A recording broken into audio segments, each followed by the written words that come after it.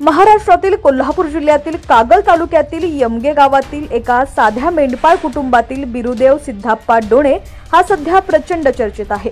त्याने यूपीएससी परीक्षेत 551वी रँक मिळवून सर्वांनाच आश्चर्याचा धक्का दिलाय। बिरुदेवच्या या यशानं विशेषतः ग्रामीण आणि मागासवर्गीय समाजातील तरुणांसाठी एक प्रेरणादायी उदाहरण निर्माण केलंय। त्याच्या यशाची गोष्ट ही कठोर परिश्रम, जिद्द आणि प्रतिकूल परिस्थितीवर मात करण्याची कहाणी आहे। बिरुदेवचा जन्म यमगे गावात एका धनगर समाजातील मेंढपाळ कुटुंबात झाला।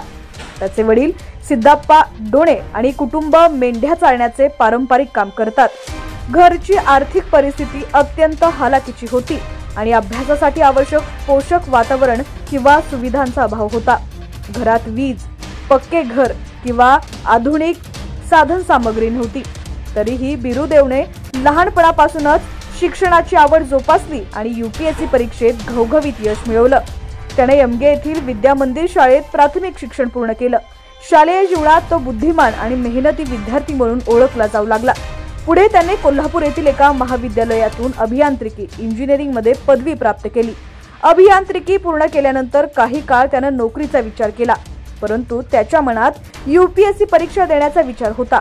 वडिलांनी नोकरी करण्याचा सल्ला दिला, कारण यूपीएससीच्या तयारीसाठी लागणारा खर्च महिन्याला 10 ते 12 हजार कुटुंबाला परवडणारा नव्हता। तरीही बिरुदेवने आपल्या ध्येयावर ठाम राहून यूपीएससीची तयारी सुरू केली। यूपीएससी ही देशातील सर्वात कठीण आणि प्रतिष्ठित परीक्षांपैकी एक आहे।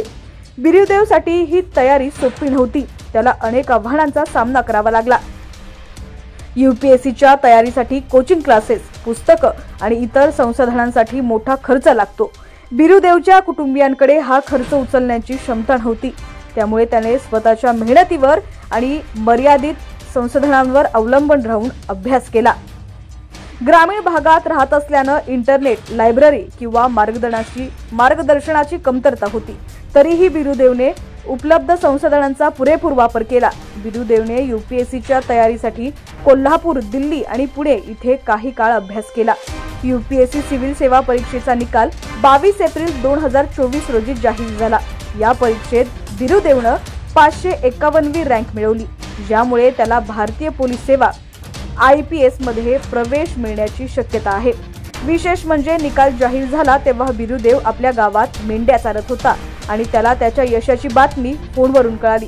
ही घटना सोशल मीडियावरती व्हायरल झाली आणि त्याच्या साध्या जीवनशैलीनं सर्वांचंच मन जिंकलं।